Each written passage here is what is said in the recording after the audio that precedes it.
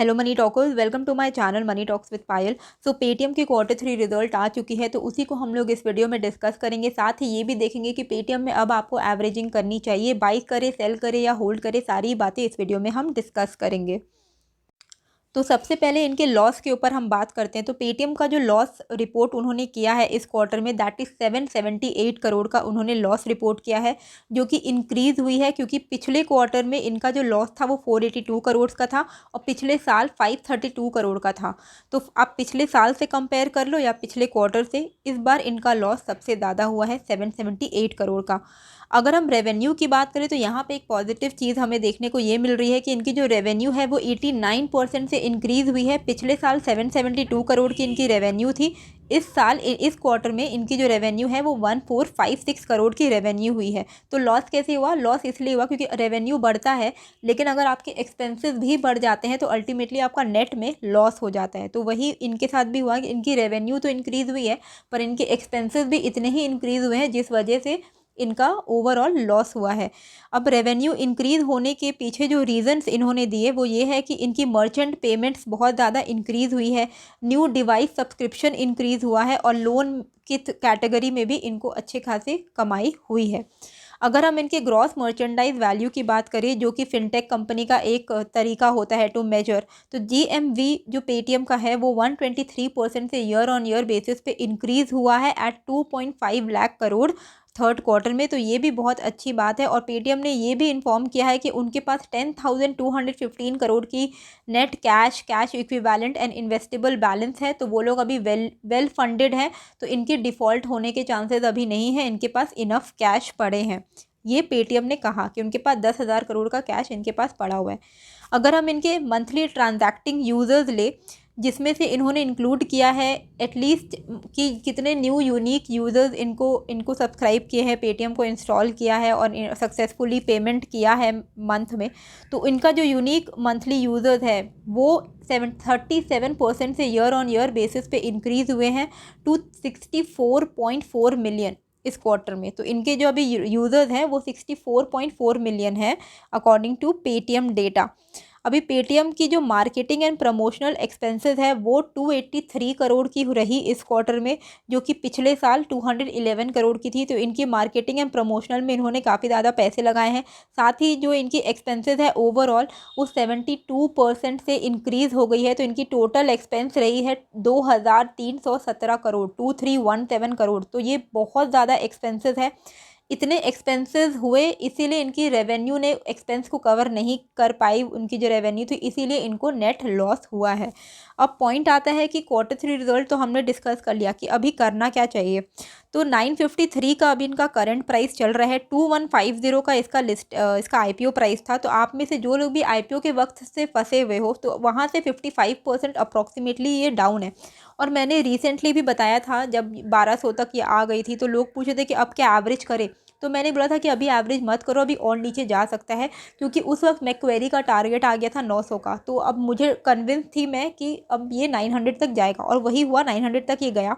तो अब यहाँ से आपको क्या करना चाहिए कि अगर आप सबसे पहले अगर ब्रोकरेजेस अभी देखोगे, ब्रोकरेज के क्या रिपोर्ट्स आए हैं जनवरी में, तो मैक्वेरी ने तो 900 का टारगेट दिया ही हुआ था, ये आपको पता है। बाकी सारे ने थोड़ा इंक्रीज़ करके टारगेट दिया है। ओके, 1875, 1850, 1630, 1240, ये तब का है जब पेटीएम की प्राइस 1400 के आसपास चल रही थी। तो बाई का जो रिकमेंडेशन है वो अभी तक सिर्फ और सिर्फ दौलत कैपिटल ने दिया है विद टारगेट प्राइस ऑफ 2530। बाकी सबका जो कहना है वो न्यूट्रल है, या तो वो सेल की रेटिंग दे रहे हैं।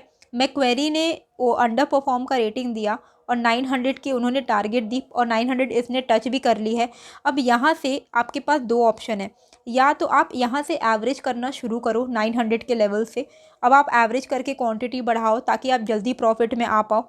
सेकंड जो ऑप्शन है वो ये है कि जो अमाउंट आपको एवरेजिंग में लगाना है, इन्वेस्ट करना है, वही अमाउंट आप किसी अच्छे ब्लू चिप स्टॉक में इन्वेस्ट कर दो ताकि आपका जो लॉस है वो दूसरे स्टॉक से रिकवर हो जाए। तो अब दो तरीके के लोग होते हैं, कोई लोग होते हैं जिनको उसी स्टॉक से लॉस रिकवर करना है। अगर पेटीएम में वो लॉस करे तो उनको पेटीएम से ही रिकवर करना है। तो अगर आप इतने ज़्यादा आप स्टबन हो इस चीज़ को लेके, तो फिर आप पेटीएम में अभी एवरेजिंग करना शुरू कर सकते हो। और अगर आप फ्लेक्सिबल हो तो आप दूसरे स्टॉक में पैसे लगा के, जो ब्लू चिप स्टॉक है, जो मार्केट लीडर है, सेक्टर लीडर है, ऐसे जो अच्छे स्टॉक्स हैं, नामी स्टॉक्स हैं, उनमें आप पैसे लगाइए तो आपका लॉस ज़रूर रिकवर हो जाएगा दूसरे स्टॉक के थ्रू। मैं होती तो मैं नंबर यही वाला फॉलो करती, क्योंकि यही मेरा प्रॉपर। पहली बात कि मैं पेटीएम में मैंने कभी पैसे लगाए नहीं, कभी मैंने लिया नहीं, और ना ही मेरा आगे लेने का कोई ऐसा प्लान है पेटीएम को। तो मैं ऐसे लॉस मेकिंग स्टॉक में नहीं इन्वेस्ट करती हूँ। पर हाँ, जोमेटो एक एक्सेप्शन है जिसमें मैंने इन्वेस्टमेंट किया हुआ है, क्योंकि जोमेटो को लेके मैं थोड़ी बुलिश हूँ। मुझे लगता है कि वो अच्छी एक स्टार्टअप है और आगे जाके वो अच्छा रिटर्न्स दे सकती है, तो उसमें मेरा एक बेट लगा हुआ है फॉर फ्यूचर। अदरवाइज़ मैं कोई ऐसे लॉस मेकिंग स्टॉक्स में इन्वेस्टमेंट प्रेफर नहीं करती हूँ। पर अगर मेरे पास ऐसा पेटीएम का ऑप्शन होता तो मैं यही करती कि मैं जो लॉस हुआ है, मुझे अगर पैसे लगाने ही है पेटीएम में, तो पेटीएम में नहीं लगा के मैं दूसरे कंपनीज़ में लगाती और वहाँ से मैं अपना लॉस को रिकवर करती। तो आप इन दोनों में से कौन सा ऑप्शन अपनाने वाले हो, मुझे कमेंट करके ज़रूर बताइएगा।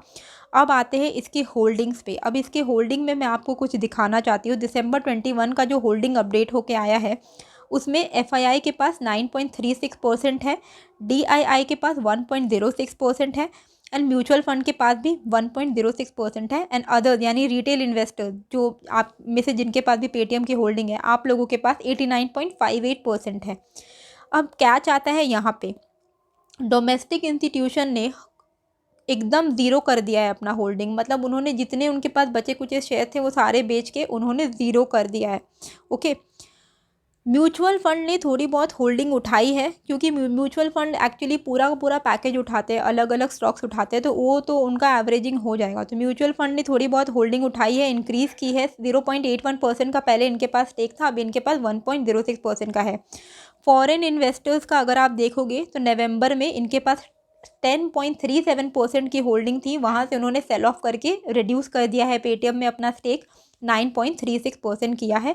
अब जो भी डंपिंग हुई है वो किसके ऊपर हुई है, वो रिटेल इन्वेस्टर के ऊपर हुई है। रिटेल इन्वेस्टर के पास पहले 88.80% था। इतने लॉस होने के बाद, इतने गिरने के बावजूद रिटेल इन्वेस्टर का जो शेयर होल्डिंग है वो इंक्रीज़ हुआ है।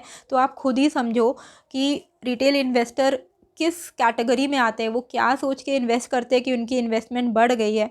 वो इसीलिए, क्योंकि देखो बड़े इंस्टीट्यूशन डंप करते हैं और रिटेल इन्वेस्टर के ऊपर ही डंप करते हैं। तो यही चीज़ यहाँ पे आपको देखने को मिल रही है कि रिटेल इन्वेस्टर के पास अभी फ़िलहाल 89.58% की होल्डिंग है। अब रिटेल के पास अगर ज़्यादा होल्डिंग होती है तो डिमांड एंड सप्लाई बहुत ज़्यादा एक्टिव हो जाता है। तब एकदम रिटेल इन्वेस्टर के कंट्रोल में है। आप समझ के चलो पेटीएम का ऊपर जाना या नीचे जाना। अब वो किसी भी टारगेट, अगर आप जो भी रिटेल इन्वेस्टर है वो चाहे इसमें बाय ऑन बल्क करेंगे तो प्राइस ऊपर जाएगा, रिटेल इन्वेस्टर चाहे तो उसमें उसको शॉर्ट करके नीचे भी लेके आ सकते हैं, क्योंकि होल्डिंग पावर बहुत ज़्यादा है रिटेल इन्वेस्टर के पास। अगर हम इसकी टिकर टेप के हिसाब से देखें तो टिकर टेप के हिसाब से इस कंपनी की डिफ़ॉल्ट प्रोबेबिलिटी यानी डूब जाने की प्रोबेबिलिटी नेक्स्ट 12 मंथ में काफ़ी ज़्यादा है। High probability of default in next 12 month.